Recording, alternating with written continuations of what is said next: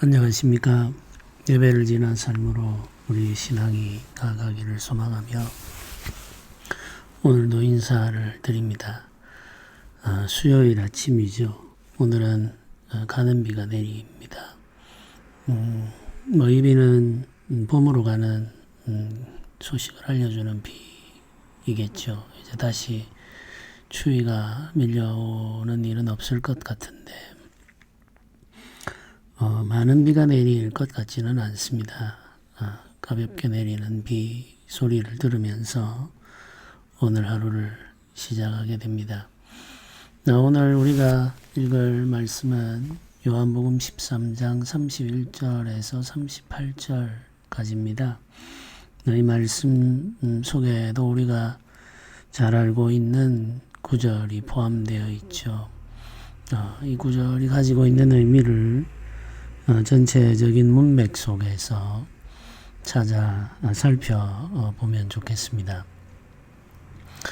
먼저 성경을 읽어보겠습니다. 그가 나간 후에 예수께서 이르시되 지금 인자가 영광을 받았고 하나님도 인자로 말미암아 영광을 받으셨도다. 만일 하나님이 그로 말미암아 영광을 받으셨으면 하나님도 자기로 말미암아 그에게 영광을 주시리니 곧 주시리라. 작은 자들아, 내가 아직 잠시 너희와 함께 있겠노라. 너희가 나를 찾을 것이나 일찍이 내가 유대인들에게 너희는 내가 가는 곳에 올 수 없다고 말한 것과 같이 지금 너희에게도 이르노라. 새 계명을 너희에게 주노니 서로 사랑하라. 내가 너희를 사랑한 것 같이 너희도 서로 사랑하라.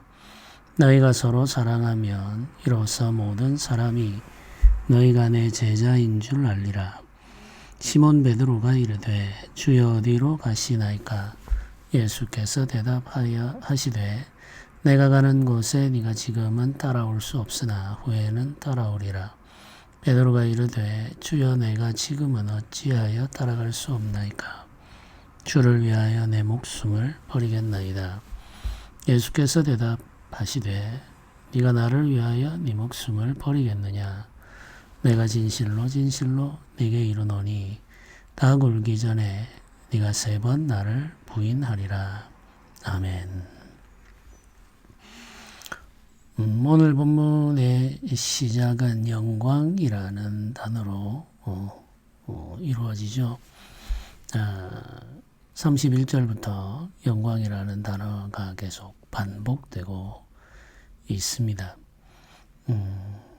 인자가 영광을 받았고 하나님도 인자로 말미암아 영광을 받으셨도다. 하나님이 그로 말미암아 영광을 받으셨다면 하나님도 자기로 말미암아 그에게 영광을 주시리니 곧 주시리라. 이렇게 말씀을 하시죠. 네, 인자는 사람의 아들이라는 뜻인데 구약에서 사용되는 표현을 예수님이 가져와서 쓰는 겁니다. 인자라고 하는 이 표현은 메시아를 가리키는 표현입니다. 예수 그리스도께서 이 단어를 사용하실 때는 자신을 가리키는 표현이죠. 구약의 언어를 가져와서 자신을 가리킬 때 인자라는 표현을 사용하셨습니다. 사람의 아들이라고 불리는 메시아가 영광을 받는다는 거죠. 아버지와 아들의 관계를 설명할 때 영광이라는 단어를 사용하고 있습니다. 아들이 아버지를 영광스럽게 하고 아버지도 아들을 영광스럽게 한다는 거죠. 서로가 서로를 영광스럽게 하시는 이 관계, 이 아버지와 아들의 관계이죠. 아버지와 아들의 관계를 영광이라는 단어로 설명하고 있는데 이 영광을 이야기하시는 예수님의 지금 상황은 십자가 고난을 앞두고 있는 상황이죠. 십자가 고난을 통해서 영광을 받으시는 겁니다. 이 십자가 고난은 예수님에게 영광이 될 뿐만 아니라 아버지에게도 영광이 된다는 말이죠. 근데 이제 우리가 여기에서 아주 중요한 의문이 생기죠. 십자가가 어떻게 영광이 되느냐. 근데 우리는 당연하게 십자가가 죄에 대한 승리, 사망 권세에 대한 승리이기 때문에 십자가가 영광이 되며 이 십자가가 구원을 이루는 하나님 아버지의 방법이기 때문에 이 십자가를 통해서 하나님과 그 아들이 영광을 받으신다라고 우리는 말을 할 수가 있습니다. 성경의 전체적인 맥락을 알고 또 우리가 구원의 진리를 알기 때문에 이렇게 말을 할 수가 있는 거죠. 근데 이제 이 구원의 구조, 십자가가 영광, 승리가 되고 십자가가 영광이 된다고 하는 이 구조를 통해서 우리는 아주 중요한 기독교의 격언을 마음에 새기게 되죠.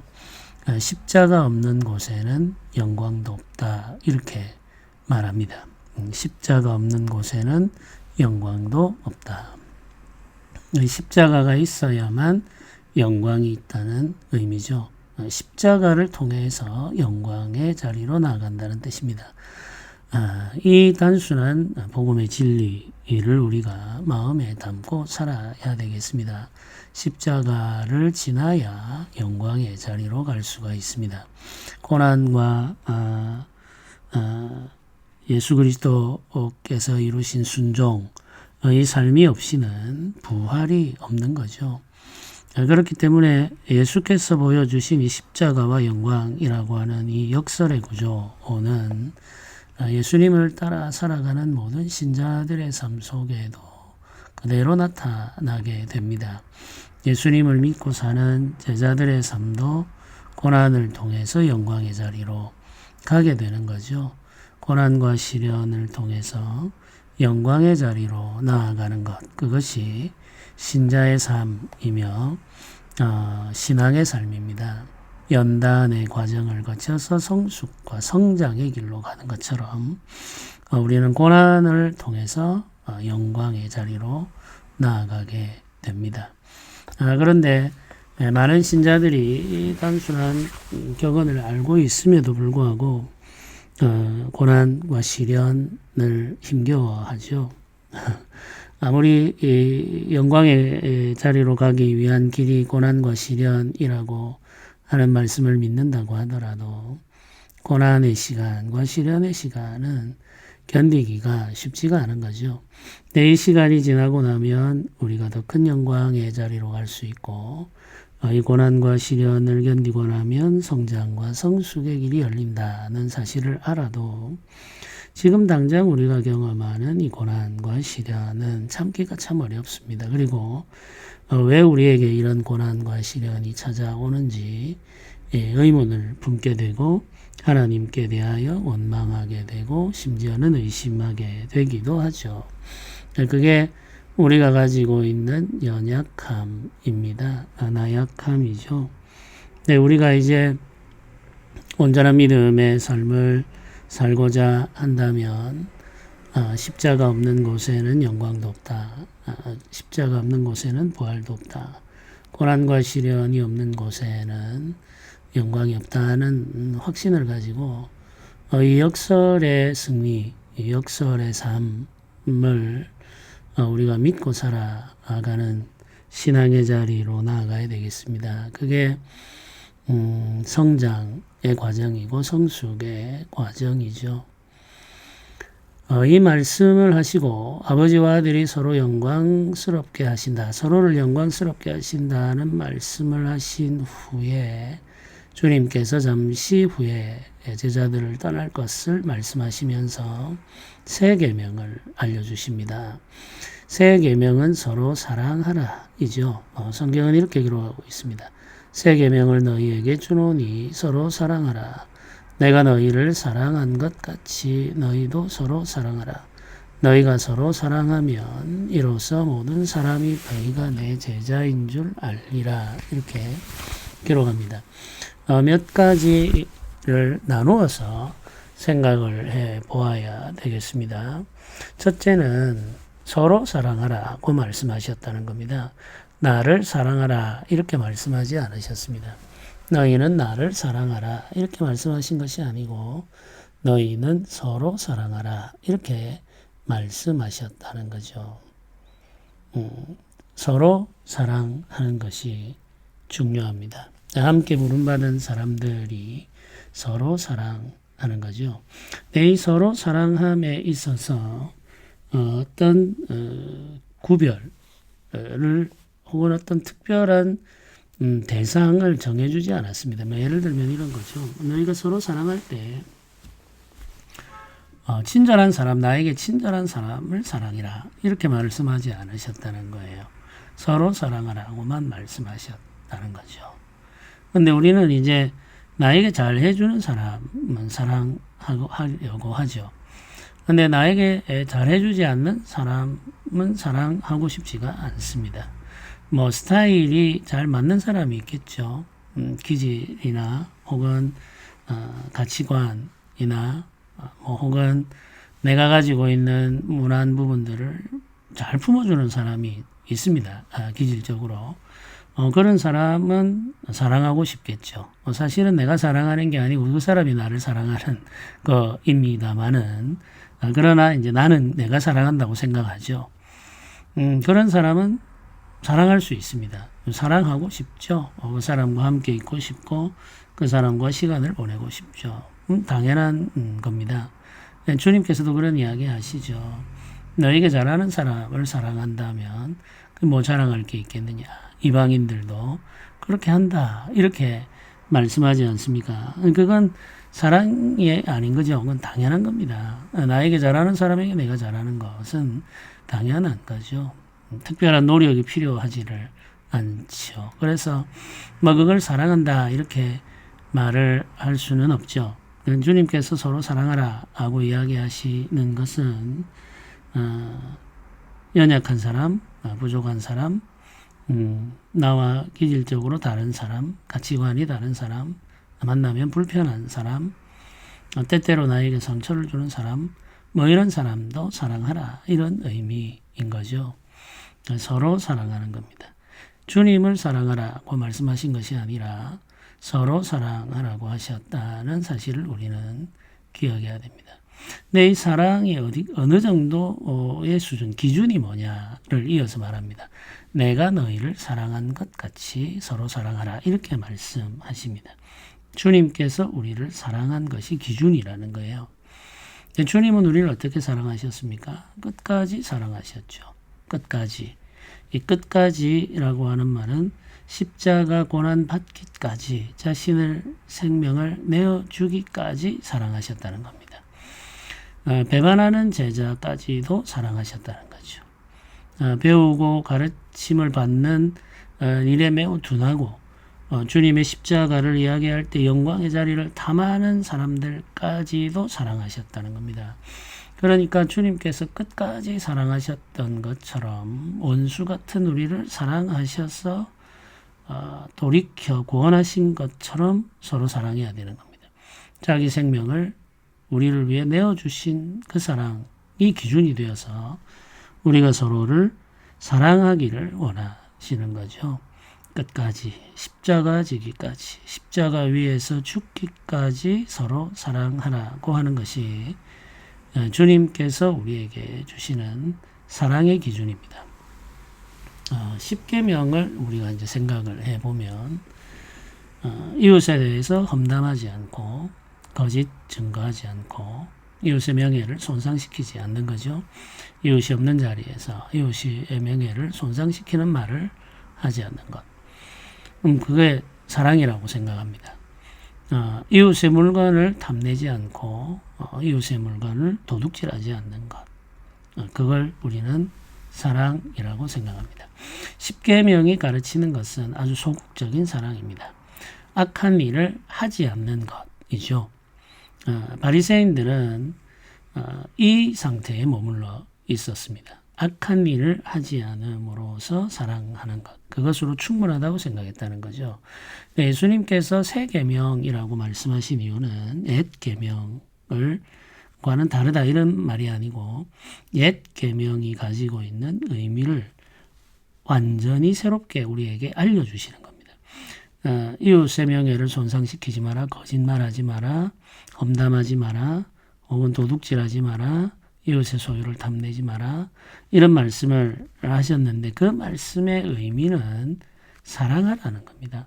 근데 이웃에게 악을 행하지 말라는 의미가 아니고 사랑하라는 의미가 그 속에 담겨 있는 거죠. 사랑함으로 말미암아 이웃으로 말미 이웃이 복된 삶을 살아갈 수 있도록 섬기고 도와주는 것이 주께서 우리에게 계명을 주신 참된 이유와 목적인 거죠. 그래서 내가 너희를 사랑한 것 같이 서로 사랑하라는 겁니다. 악한 일을 행하지 않는 수준을 넘어서서 자기 목숨을 내어주기까지 사랑하신 예수 그리스도의 그 사랑을 본받아 사랑하는 것이 우리가 주께 배워서 해야 할 사랑의 삶입니다. 사랑의 기준을 굉장히 높여 놓으신 거죠. 사랑의 기준을. 우리가 가지고 있는 사랑의 기준은 악한 일을 하지 않는 정도의 수준이죠. 그런데 주님께서 우리에게 요구하시는 사랑의 수준은 자신을 내어주는 자리까지 나아가는 것이다라는 사실을 우리가 알아야 됩니다. 이 사랑은 제자의 증거라고 하는 사실도 알려주셨습니다. 너희가 서로 사랑하면 이로써 모든 사람이 너희가 내 제자인 줄 알리라 이렇게 말합니다. 우리가 예수님을 믿고 따르는 사람이라고 하는 사실을 무엇으로 확인할 수 있느냐? 사랑하는 삶으로 확인할 수 있다는 거죠. 내가 주님을 위해서 이렇게 열심히 일을 하고 헌신하고 있습니다.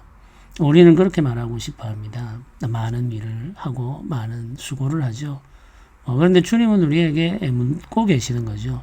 사랑하고 있느냐? 이렇게 묻고 계시는 겁니다.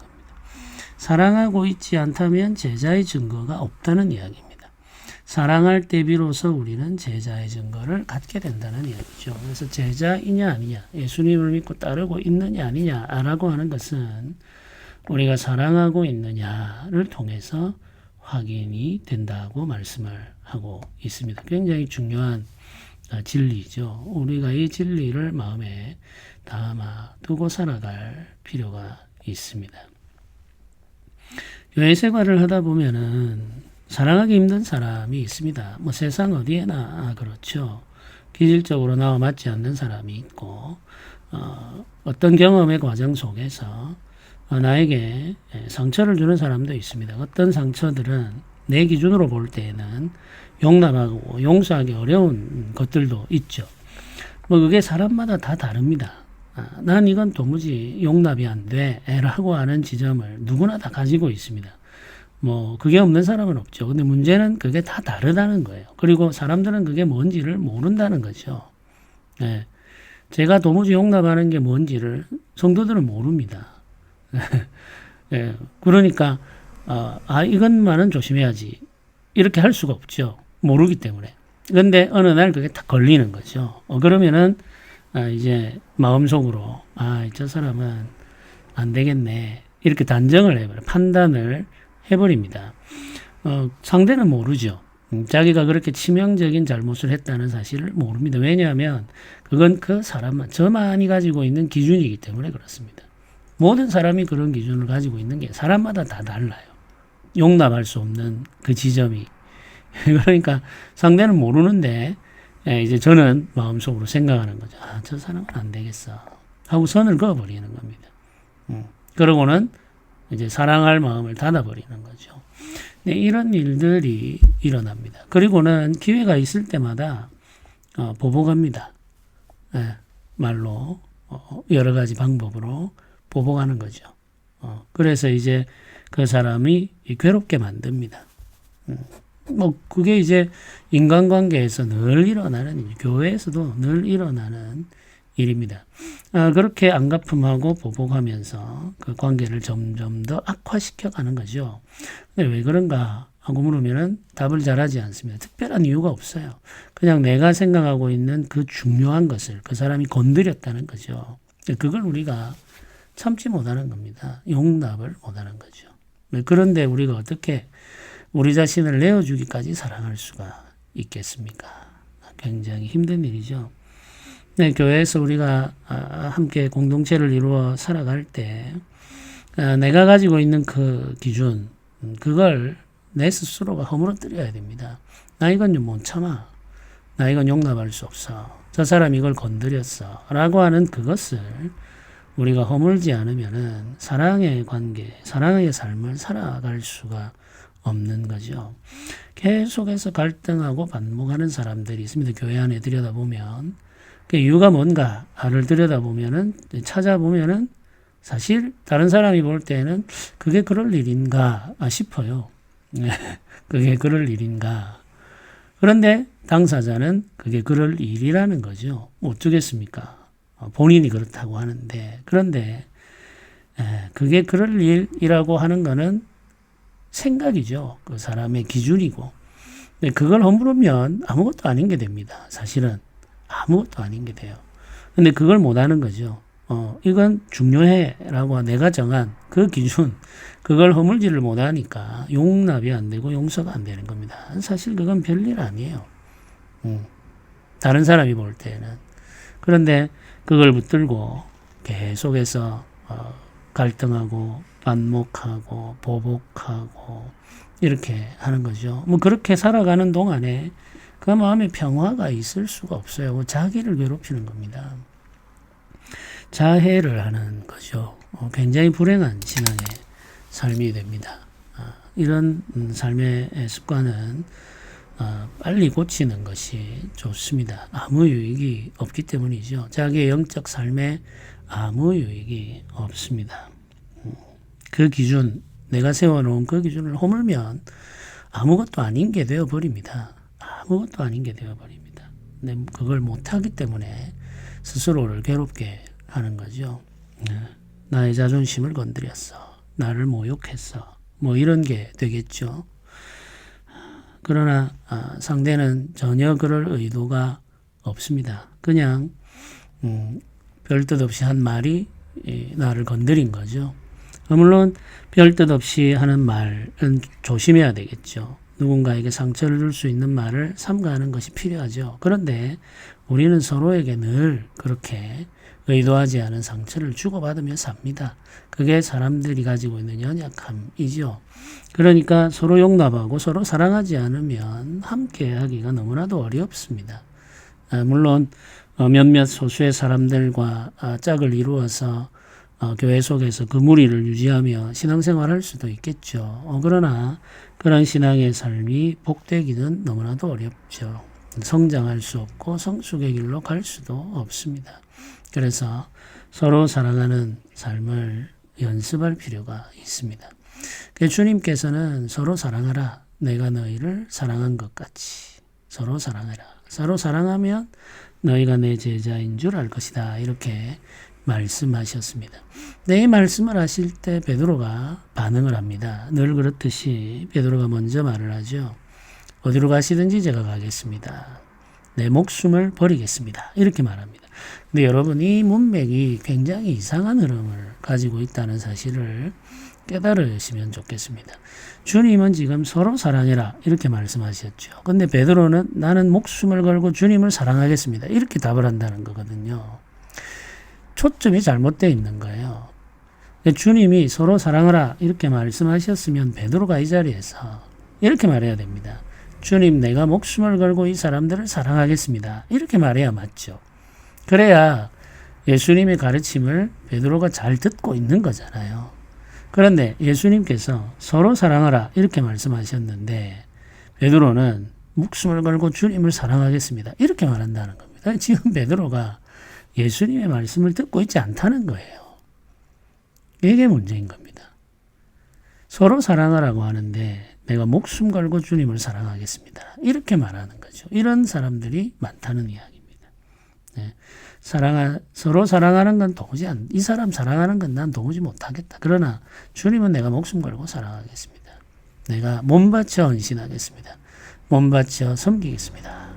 이렇게 신앙생활 하는 분들이 굉장히 많습니다. 그런데 이제 예수님은 그걸 원하지 않는다는 이야기죠. 제자의 증거는 주님을 위해 몸 바쳐 일하는 것이 아니라 서로 사랑하는 것이다라고 말씀하고 계시지 않습니까?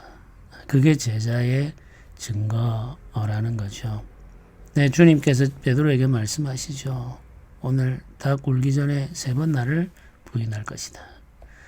이건 사실은 베드로를 깨닫게 하는 과정입니다.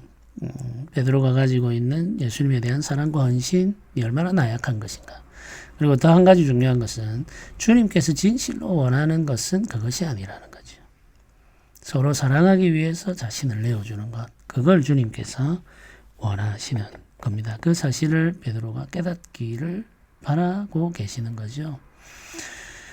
우리가 교회를 이루어 신앙의 삶을 살아가는 것 참 어렵습니다. 세상 어디보다 어려운 곳이 교회라고 저는 생각을 하고 있습니다. 어릴 때부터 고등학생 때부터 교회에서 신앙생활을 했는데 어느 곳보다 사람들이 모여있는 어느 곳보다 힘든 곳이 교회라고 저는 느끼고 있습니다. 교회는 참 어렵습니다. 왜냐하면 사랑해야 되기 때문에 그런 거죠. 적당히 선을 그어놓고 거래하면서 사무적으로 대하면 되는 곳이 세상의 관계죠. 근데 교회는 그렇게 할 수가 없는 거예요. 교회는 사랑해야 되거든요. 용납하기 힘든 사람들, 끊임없이 선을 넘는 사람들을 사랑하고 용납해야 되는 게 교회라는 겁니다. 그러니 얼마나 힘들겠습니까? 그런 교회로 우리를 부르셔서 함께 신앙생활하게 하시는 분이 예수님이신데 우리에게 서로 사랑하라. 내가 너희를 사랑한 것 같이 사랑하라. 이렇게 말씀하시니 이 말씀을 우리가 외면할 수는 없지 않겠습니까? 이 말씀 마음에 담고 오늘 하루도 살아가시기를 주님의 이름으로 부탁드립니다. 함께 기도드리겠습니다. 은혜로우신 하나님 아버지 감사합니다. 우리를 사랑하시되 끝까지 사랑하시고 십자가 지기까지 사랑하신 그 사랑을 기억하며 오늘 우리도 사랑하는 자가 되게 하여 주옵소서. 용납하지 못하고 용서하지 못해서 끝없이 미워하고 안갚음하며 살아가는 우리를 불쌍히 여겨주시고 우리의 마음을 변화시켜 주옵소서. 감사드립니다. 예수님의 이름으로 기도드립니다. 아멘.